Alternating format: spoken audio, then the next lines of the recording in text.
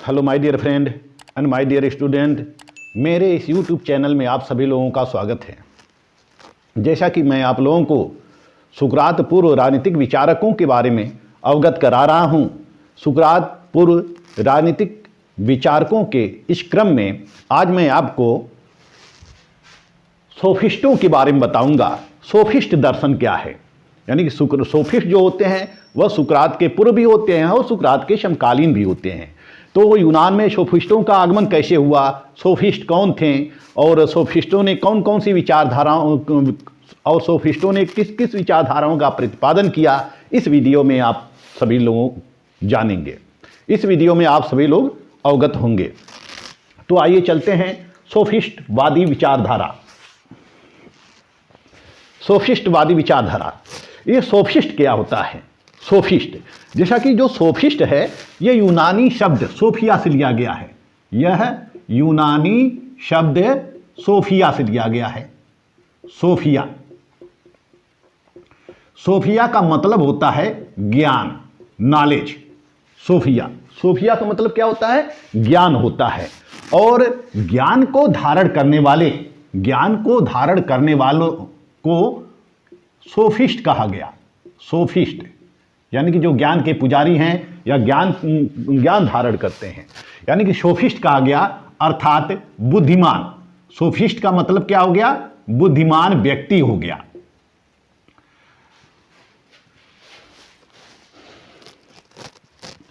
यूनान में उस समय 5वीं शताब्दी तक दो नगर राज्य थे। एक स्पार्टा था, स्पार्टा, और दूसरा एथेंस। एथेंस, यूनान में दो नगर राज्य थे। जैसे कि सुकरात पूर्व राजनीतिक विचारक थे, उनके बाद में हम सोफिस्टों के बारे में पढ़ते हैं। यूनान में सोफिस्टों का आगमन हो जाता है और सोफिस्टवादी दर्शन प्रारंभ हो जाता है। तो यूनान में उसमें दो नगर राज्य हुआ करते थे। पहला स्पार्टा और दूसरा एथेंस। स्पार्टा में सैनिक तंत्र स्थापित था। उस समय स्पार्टा में सैनिक तंत्र स्थापित था और एथेंस में जनतंत्री शासन व्यवस्थाएं स्थापित थीं।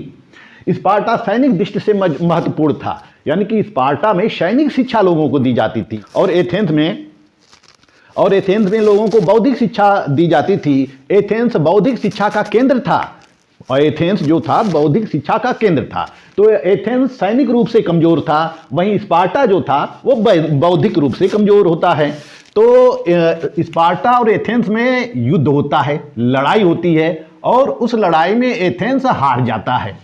एथेंस और स्पार्टा में अक्सर युद्ध हुआ करता था और एथेंस हार जाता है। एथेंस हार जाता था। तो ऐसे में जब एथेंस हार जाता था तो उसी समय सोफिस्टों का एक वर्ग जो होता है, यानी कि ज्ञानियों का, बुद्धिमानों का एक वर्ग जो होता है, यूनान के बाहर से आता है और एथेंस को अपने लिए वह उपयुक्त पाता है। जो एथेंस का वातावरण होता है वह सोफिस्टों के लिए बहुत अनुकूल होता है, क्योंकि एथेंस जो होता है उसमें ज्ञान और वैभव का केंद्र होता है। इसलिए यूनान के बाहर के जितने भी विद्वान होते हैं, सोफिस्ट होते हैं, वह सोफिस्ट एथेंस में आ जाते हैं और यही एथेंस में बस जाते हैं। तो चूंकि एथेंस कमजोर होता है, सैनिक रूप से कमजोर होता है, तो ये सोफिस्ट आते हैं एथेंस में और इनको ज्ञान देकर, बुद्धि देकर, नॉलेज देकर यह इसको विकसित करना चाहते हैं, इसको शक्तिशाली बनाना चाहते हैं। और एथेंस के लोगों ने भी उन सोफिस्टों को एडॉप्ट कर लिया, यानी कि अपने अनुकूल कर लिया, उनको जगह दे दी, उनको शरण दे दी और वहां पर सोफिस्ट धीरे धीरे अब बस जाते हैं और वह शिक्षा देने लगते हैं। ये जो सोफिस्ट थे इनको हर क्षेत्र में ज्ञान था, चाहे वह साहित्य का क्षेत्र हो, चाहे शिल्प का क्षेत्र हो, चाहे कला का क्षेत्र हो, चाहे संगीत का क्षेत्र हो, गणित शास्त्र हो, वाक्पटुता हो, न्याय शास्त्र हो, व्याकरण हो, इत्यादि क्षेत्रों में, दंडवाद हो, दर्शन हो, राजनीति हो या फिर इतिहास हो, आचार शास्त्र हो, नीति शास्त्र हो, इन सभी क्षेत्रों में इनको गहरा ज्ञान था, सोफिस्टों को गहरा ज्ञान था। और इसीलिए इन सभी विषयों में एथेंस वासियों को कुशल बनाने के लिए, ज्ञानी बनाने के लिए सोफिस्टों ने एक बीड़ा उठाया था। ये जो सोफिस्ट होते हैं यह धन के बदले शिक्षा देते हैं, यह धन के बदले शिक्षा देते हैं। यानी कि यह पारिश्रमिक लिया करते हैं, पारिश्रमिक लिया करते हैं। पारिश्रमिक का मतलब कि अपने श्रम के बदले अनुदान लेना, श्रम के बदले पैसे लेना, धन लेना, वह पारिश्रमिक होता है। तो यह पारिश्रमिक लिया करते थे। और जब यह पारिश्रमिक लिया करते थे तो एथेंस में जिन घरों, जो घर संपन्न होते थे, जो परिवार संपन्न होते थे, वही अपने बच्चों को शिक्षा दे पाते थे, क्योंकि इसके लिए उनको धन देना अनिवार्य होता है। और यह जो सोफिस्ट होते हैं बिना धन के शिक्षा नहीं देते हैं, तो यह धन के बदले ज्ञान देने का कार्य करने लगे। और इनका उदय जो होता है वह 500 ईसा पूर्व हो जाता है, 500 ईसा पूर्व इनका उदय हो जाता है, यूनान में इनका उदय हो जाता है। जैसा कि बारकर कहते हैं कि सोफिस्टों के पास जाना, बारकर का कहना है, बारकर का कहना है कि सोफिस्टों के पास जाना मानो किसी विश्वविद्यालय में प्रवेश करना है। सोफिस्टों के पास जाना मानो किसी विश्वविद्यालय में प्रवेश करना है, इतना ज्ञान था सोफिस्टों के पास। वहीं गोमपर्ज कहते हैं, गोमपर्ज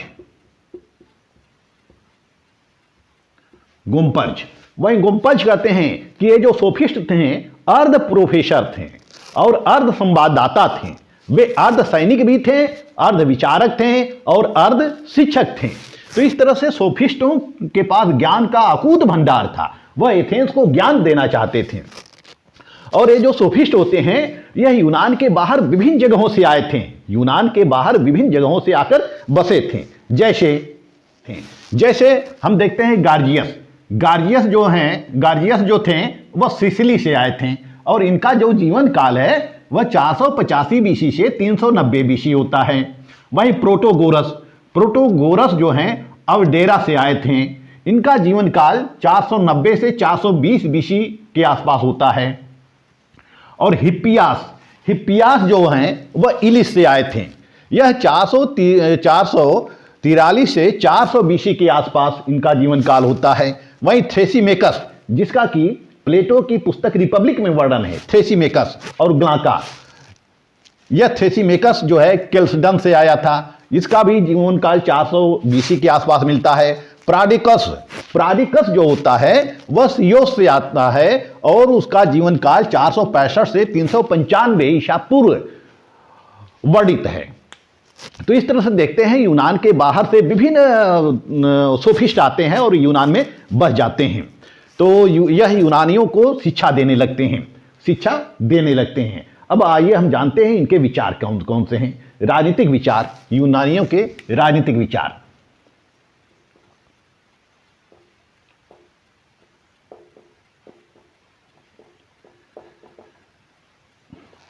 आइए हम देखते हैं कि सोफिस्ट किन किन विचारधाराओं का प्रतिपादन करते थे या किन किन विचारधाराओं का उन्होंने प्रतिपादन किया था, लोगों को क्या संदेश दिया था, लोगों को क्या शिक्षा दी थी, किस प्रकार की शिक्षाएं लोगों को ग्रहण कराया था। जैसा कि विल डूरेंट कहते हैं कि सोफिस्टों ने यूरोप के लिए व्याकरण तथा न्यायशास्त्र का आविष्कार किया था। विल डूरेंट क्या करते हैं, सोफिस्टों ने यूरोप के लिए व्याकरण तथा न्यायशास्त्र का आविष्कार किया था। उन्होंने द्वंद्ववाद को विकसित किया, तर्क के रूपों का विश्लेषण किया और मनुष्य को भ्रमोत्पादक बातों का पता लगाने के लिए स्वयं उसको प्रयोग करने की कला सिखाई। यानी कि जो भ्रमोत्पादक है, भ्रम की स्थिति पैदा होती है, उस भ्रम का पता लगाने के लिए, उनका प्रयोग करने के लिए लोगों को कला सिखाई। तो इस तरह से विल डूरेंट भी सोफिस्टों को महान विद्वान मानते हैं। आइए हम देखते हैं कि इन्होंने किस प्रकार के दर्शन का प्रतिपादन किया। पहला इन्होंने प्रतिपादन किया संशयवाद,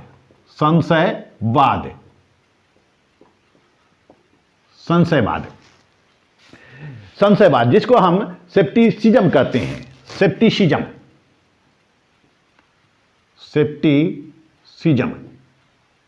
या संदेहवाद कहते हैं,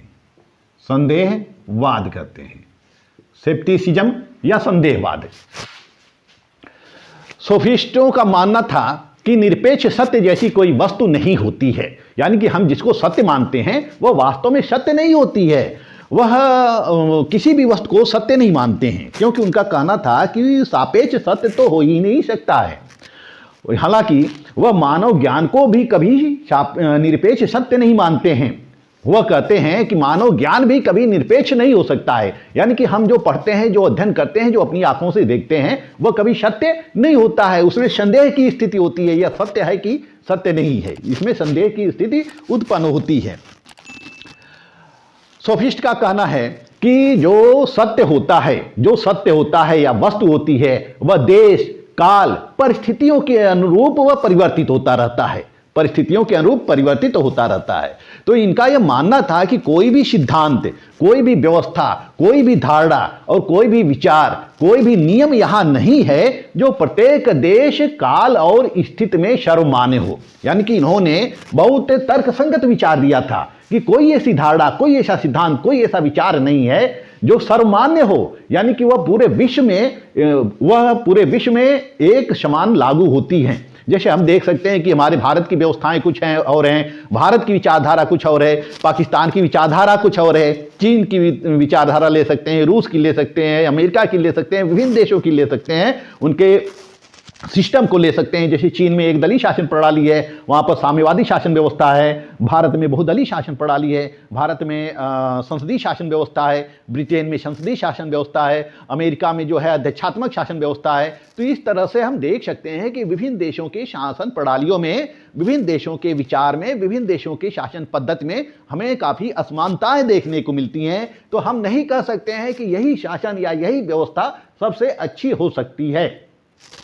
तो यह हर चीज को संदेह की दृष्टि से देखते हैं, हर चीज को संदेह की दृष्टि से देखते हैं। वह कहते हैं कि यह जो वस्तु है यह कभी सत्य नहीं हो सकती, यानी कि सत्य जो है वह निरपेक्ष नहीं हो सकता है। तो इस तरह से सोफिस्टों ने राजनीति में संशयवाद की धारणा को जन्म दिया, सेप्टिसिज्म को जन्म दिया कि हर वस्तु को वह संदेह की दृष्टि से देखते हैं। दूसरी विचारधारा है मानववाद।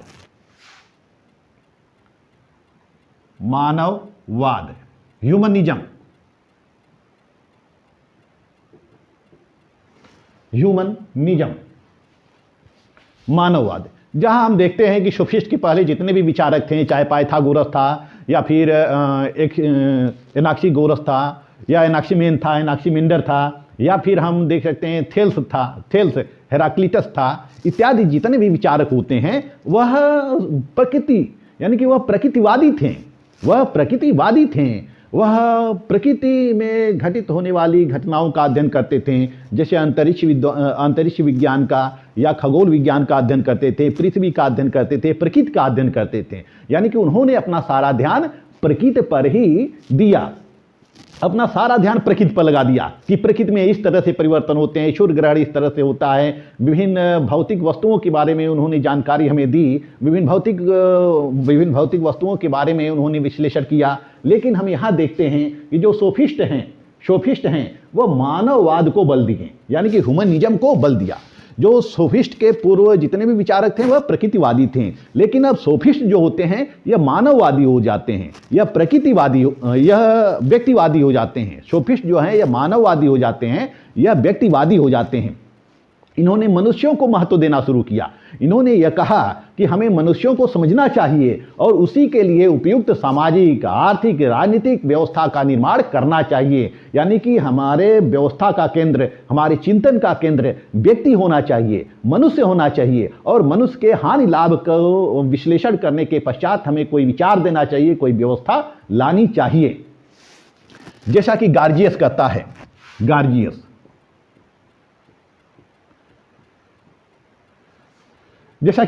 कहता है, किसी वस्तु का अस्तित्व नहीं है। गार्जियस कहता है कि किसी वस्तु का अस्तित्व नहीं है, यदि है तो उसको हम जान नहीं सकते, या उसको जाना नहीं जा सकता, और यदि उसको जान भी लिए तो उसको हम प्रकट नहीं कर सकते हैं, दूसरे पर प्रकट नहीं कर सकते हैं। वहीं प्रोटोगोरस का कहना है, प्रोटोगोरस कहता है कि मनुष्य ही समस्त वस्तुओं का मापदंड है। The man is the measure of all things. तो इस तरह से प्रोटोगोरस कहता है कि मनुष्य सभी वस्तुओं का मापदंड है, इसलिए हमें सारी व्यवस्था, सारे विचार मनुष्यों को ध्यान में रखकर देने चाहिए। तो इस तरह से जो सोफिस्ट होते हैं वह व्यक्तिवादी होते हैं और मानवतावादी होते हैं। उनका ये कहना होता है कि हर सिद्धांत का निर्माण हमें मनुष्य को ध्यान में रखकर किया जाना चाहिए। अब हम देखते हैं तीसरा, बुद्धिवाद।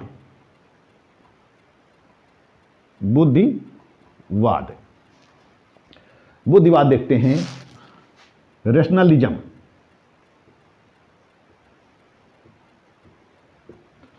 बुद्धिवाद, सोफिस्ट जो होते हैं वह बुद्धिवादी होते हैं। उनका ये मानना था कि ज्ञान प्राप्त करने का एकमात्र साधन क्या है? हमारी बुद्धि है। ज्ञान प्राप्त करने का एकमात्र साधन हमारी बुद्धि है। ज्ञान प्राप्त करने का एकमात्र साधन हमारी बुद्धि है। हम बुद्धि के द्वारा ही ज्ञान प्राप्त करते हैं। हम बुद्धि के द्वारा ही ज्ञान प्राप्त कर सकते हैं। हम किसी देववाणी या धर्मशास्त्र से ज्ञान प्राप्त नहीं कर सकते हैं। जैसा कि इसके पूर्व के चिंतकों ने, प्राचीन यूनानी चिंतकों ने धर्म को महत्व दिया था, ईश्वर को महत्व दिया था, इस ब्रह्मांड को महत्व दिया था, यानी कि सब कुछ ब्रह्मांड के द्वारा ही ज्ञान प्राप्त किया जाता है। लेकिन जो सोफिस्ट होते हैं वह बुद्धि को महत्व देते हैं। वह कहते हैं कि हम किसी देववाणी से ज्ञान नहीं प्राप्त कर सकते हैं, हम धर्मशास्त्र से ज्ञान नहीं प्राप्त कर सकते हैं। जब हमारे अंदर रीजन होगा, यानी कि रेशनल होगा, जब हमारे अंदर रीजन होगा, यानी कि बुद्धि होगी, विजडम होगा, तभी हम ज्ञान प्राप्त कर सकते हैं। लेकिन इनका यह मानना होता है कि फिर भी बुद्धि के द्वारा हम पूर्ण सत्य को नहीं जान सकते हैं। बुद्धि के द्वारा हम पूर्ण सत्य को नहीं जान सकते हैं। पूर्ण सत्य को हम नहीं जान सकते हैं, क्योंकि पूर्ण सत्य तो कभी प्राप्त किया ही नहीं जा सकता है। लेकिन हम बुद्धि के द्वारा सत्य की खोज कर सकते हैं, यानी कि हम प्रयास कर सकते हैं, आविष्कार कर सकते हैं, सत्य का आविष्कार कर सकते हैं। हालांकि वह पूर्ण सत्य नहीं होता है, लेकिन सत्य की खोज की जा सकती है। इन्होंने कहा कि कोई भी संस्था, कोई भी विचार, कोई भी व्यवस्था, कोई भी परंपरा जो होनी चाहिए वो तार्किक होना चाहिए। तार्किक, कोई भी व्यवस्था कैसी होनी चाहिए? तार्किक होना चाहिए, यानी कि उचित होना चाहिए, वो मानव हित में होना चाहिए। जैसे कि किसी परंपरा का हम पालन करते रहते हैं, वह अतार्किक होते हैं। कुछ परंपराएं अतार्किक होते हैं, लेकिन लोग उसका पालन करते रहते हैं। लेकिन इनका मानना है कि कोई संस्था अगर बनाई जाए या कोई व्यवस्था बनाई जाए तो वो मनुष्य के हित में होना चाहिए। यानी कि वह क्या होना चाहिए? मनुष्य के हित में होना चाहिए, यानी कि लॉजिक उसका होना चाहिए, बनाए जाने का कारण होना चाहिए। हम जबरदस्ती किसी भी व्यक्ति के ऊपर अपने विचार या अपनी संस्थाएं लाद नहीं सकते हैं। तो जो ज्ञान होना चाहिए हमारा, वह तार्किक होना चाहिए। तो इस तरह से इन्होंने तर्कवाद को भी जन्म दिया। तर्कवाद को भी जन्म दिया कि तर्क के सहारे वह बुद्धि को, तर्क के सहारे वह ज्ञान को बढ़ावा देते हैं। इस तरह उन्होंने बुद्धिवाद को महत्व दिया, यानी कि बुद्धि के विकास पर उन्होंने बल दिया और तर्क पर बल दिया कि हर वस्तु की सत्यता का आधार क्या होना चाहिए? तर्क होना चाहिए।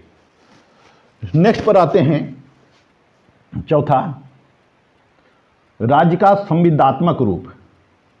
राज्य का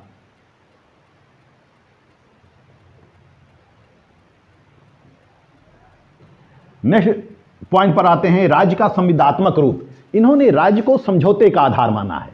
इन्होंने बताया कि राज्य किसी ईश्वर के द्वारा उत्पन्न नहीं किया गया है या प्रकृति के द्वारा नहीं उत्पन्न किया गया है। यानी कि सोफिस्ट जो होते हैं वह राज्य को कृत्रिम संस्था मानते हैं। यह कहते हैं कि राज्य का जन्म मनुष्य की आवश्यकताओं के लिए हुआ है। यह इनका मानना है कि राज्य का जन्म जो हुआ है वह मनुष्य की आवश्यकताओं के लिए हुआ है। मनुष्य अपनी आवश्यकताएं पूरी करने के लिए राज्य की उत्पत्ति की है, क्योंकि मनुष्य अपनी आवश्यकताएं स्वयं पूरी नहीं कर सकता है। वह अपनी हर प्रत्येक आवश्यकताओं के लिए दूसरे पर निर्भर रहता है। इसलिए सारे मनुष्यों ने एक समझौता करके, एक संविदा करके राज्य की स्थापना की, ताकि सभी लोग शांति से रह सकें और सबकी आवश्यकताएं पूरी हो सके। नेक्स्ट पॉइंट है कानून तथा न्याय। चौथा, पांचवा, कानून तथा न्याय। कानून तथा न्याय, यह इनका कानून और न्याय के बारे में क्या धारणा था? कानून या न्याय के बारे में ये क्या कहते हैं? जैसा कि पूर्व के विचारकों की तरह से यह कानून को दैवी अभिव्यंजना नहीं मानते थे, ईश्वर की अभिव्यक्ति नहीं मानते थे, ईश्वर के द्वारा उत्पन्न नहीं मानते थे, बल्कि यह मानते थे कि कानून जो है शक्तिशाली की इच्छा है, शक्तिशाली की इच्छा है। यानी कानून जो है वह शक्तिशाली की इच्छा है। शक्तिशाली व्यक्ति जो भी करता है, जो भी शक्तिशाली व्यक्ति करता है अपने हित में या राज्य के हित में जो भी करता है वही कानून है और सभी व्यक्तियों को उसका पालन करना चाहिए। इसी तरह से न्याय के बारे में, जैसा कि प्लेटो का न्याय सिद्धांत है, उस न्याय के सिद्धांत में प्लेटो थेसिमिकस से पूछता है, ग्लाका से पूछता है और सेफलस से पूछता है। विभिन्न विचारक होते हैं, विभिन्न विचारकों से वह पहले संवाद करता है, उसके पश्चात अपना न्याय का विश्लेषण करता है। तो प्लेटो के पूर्व जितने विचारक होते हैं, जैसे कि थेसिमिकस है, थ्रेसिमिकस, प्लेटो थ्रेसिमिकस से पूछता है। थ्रेसिमिकस क्या है? यह भी एक सोफिस्ट है। थ्रेसिमिकस से पूछता है कि थ्रेसिमिकस बताओ न्याय क्या है। तो थ्रेसिमिकस कहता है न्याय शक्तिशाली का हित है, न्याय शक्तिशाली का हित है, यानी कि शक्तिशाली व्यक्ति अपने हित में जो भी करता है वही न्याय है। वहीं ग्लाका से पूछता है प्लेटो जब कि ग्लाका बताओ न्याय क्या है, तो ग्लाका भी कहता है कि न्याय भय का शिशु है। न्याय क्या है? भय का शिशु है। ग्लाका कहता है कि अन्याय करना अच्छा है और अन्याय सहना बुरा है। ग्लाका और क्या कहता है कि अन्याय करना अच्छा है और अन्याय सहना बुरा है। तो इस तरह से जो न्याय की धारणा होती है वह बहुत विवेक सम्मत नहीं होती है। जो सोफिस्टों की न्याय की धारणा होती है, कानून की धारणा होती है, वह बहुत अधिक तर्क सम्मत नहीं प्रतीत होती है। न तो तर्क सम्मत प्रतीत होती है, न तो ही व्यक्ति या समाज के हित में प्रतीत होती है, व्यक्ति और समाज के हित में भी प्रतीत नहीं होती है। जो सोफिस्टों ने न्याय का जो सिद्धांत दिया वह मार्क्स न्याय पर आधारित है। यानी इनका सिद्धांत किस पर आधारित है? मार्क्स न्याय पर आधारित है। मार्क्स से न्याय, मार्क्स न्याय का मतलब होता है जिसमें बड़ी मछलियां जो होती हैं छोटी मछलियों को निगल जाती हैं, बड़ी मछलियों का ही अस्तित्व होता है। तो इस तरह से उनकी जो कानून और न्याय की परिभाषा है या न्याय की कानून और न्याय के संबंध में जो विचार हैं वह तर्क संगत प्रतीत नहीं होते हैं। तो इस तरह से सोफिस्ट जो होते हैं वह यूनान में बस जाते हैं और विभिन्न लोगों को शिक्षा देने लगते हैं, पैसा लेकर, धन लेकर शिक्षा देने लगते हैं और विभिन्न सिद्धांतों का वह प्रतिपादन करते हैं। संदेहवाद का, मानववाद का, बुद्धिवाद का, राज का वह संविदात्मक रूप बताते हैं। कानून तथा न्याय के बारे में उनकी जो धारणा होती है वह बहुत अनुचित प्रतीत होती है। आइए देखते हैं कि इनका प्रभाव और महत्व क्या रहा। इन सोफिस्टों का यूनान में या यूनानी चिंतन में प्रभाव क्या था? तो सोफिस्टों का पहला प्रभाव यह परिलक्षित होता है कि इन्होंने आध्यात्मिक और प्राकृतिक विषयों के स्थान पर मानवीय और राजनीतिक विषयों के चिंतन को महत्व प्रदान किया। इन्होंने क्या? मानवीय और राजनीतिक चिंतन को आधार प्रदान किया। यह आध्यात्मिक या प्रकृतिवादी चिंतन को त्याग कर या आध्यात्मिक और प्राकृतिक विषयों के स्थान पर इन्होंने मानवीय और राजनीतिक चिंतन पर बल देना शुरू किया। मानवीय और राजनीतिक चिंतन को प्रधानता देना स्वीकार किया। दूसरा प्रभाव है कि इन्होंने तर्कवाद और स्वतंत्र विचारधारा का प्रतिपादन किया। दूसरी विचारधारा है कि इन्होंने तर्कवाद और स्वतंत्र विचारधारा का प्रतिपादन किया। इन्होंने तर्क पर बल दिया कि हम तर्क के आधार पर ही सत्य का पता लगा सकते हैं और तर्क के आधार पर उचित अनुचित का पता लगा सकते हैं। यानी कि अच्छा और बुरा क्या है यह हम तर्क के आधार पर ही ज्ञात कर सकते हैं। यानी अच्छा और बुरा क्या है यह हम तर्क के आधार पर ज्ञात कर सकते हैं। इसके अलावा सोफिस्टों ने क्रियात्मक शिक्षा पर बल दिया, जैसे कि भाषण की कला, जैसे कि उस समय की समाज की ज़रूरत होती है, एथेंस वासियों की ज़रूरत होती है, क्योंकि एथेंस में जनतंत्री शासन पद्धति होती है और जब जनतंत्री शासन पद्धति होती है तो विभिन्न जो लोग होते हैं, जो नेतागण होते हैं, जो कुशल होते हैं, व्यक्ति होते हैं, वह इन सोफिस्टों के पास आते हैं और भाषण की कला सीखते हैं और भाषण की कला सीख कर वह भाषण देते हैं। भाषा शास्त्र को इसने महत्व प्रदान किया और अलंकार शास्त्र को भी इसने महत्व प्रदान किया। यानी कि एक क्रियात्मक शिक्षा पर इन्होंने बल दिया था।